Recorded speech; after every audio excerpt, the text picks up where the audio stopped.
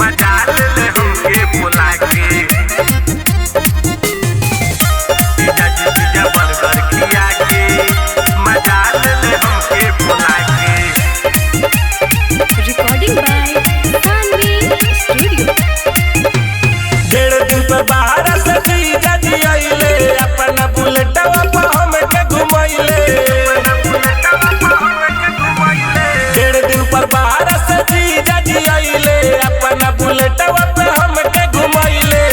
मीठा मीठा बोलिया में हमके लुभा के, मीठा मीठा बोलिया में हमके लुभा के जीजा जी पिज्जा बर्गर खिया के मजाल ले हमके बुला के। जीजा जी पिज्जा बर्गर खिया के रे साखी मजाल ले हमके बुला के, हमके बुला के। जीजा जी पिज्जा बर्गर खिया के मजाल ले हमके बुला के। कब किन लावेला कनवा के बाली, कब किन लावेला उठवा के लाली। हमारा के कहेला बाड़ू हमर पाली, तोहरा से साचे कहतनी साली, तोहरा से साचे कहतनी साली। कब किन लावेला कनवा के बाली, कब किन लावेला उठवा के लाली। हमारा के कहेला बाड़ू हमर पाली, तोहरा से साचे कहतनी साली।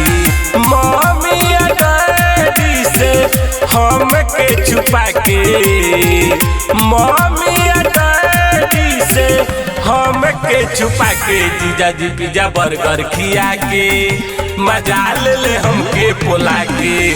जीजा जी पिज्जा बर्गर खिया के रे साखी मजाल ले हमके बुला के, हमके बुला के। जीजा जी पिज्जा बर्गर खिया के मजाल ले हमके बुला के। दूरल चाहेल लागा के ताला जीजा जी हमर करिहे घोटाला। करिले माना तो करेले हाला, तई को ना रहन कर सोहाला, तई को ना रहन कर सोहाला। दूरल चाहेल लागा के ताला जीजा जी हमर करिहे घोटाला। करिले माना तो करेले हाला, तन को नहीं कर रहन सोहाला।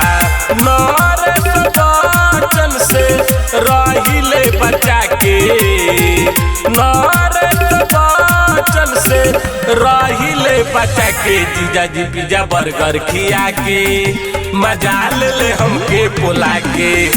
जीजा जी पिज्जा बर्गर खिया के रे साखी मजाल ले हमके बुला के।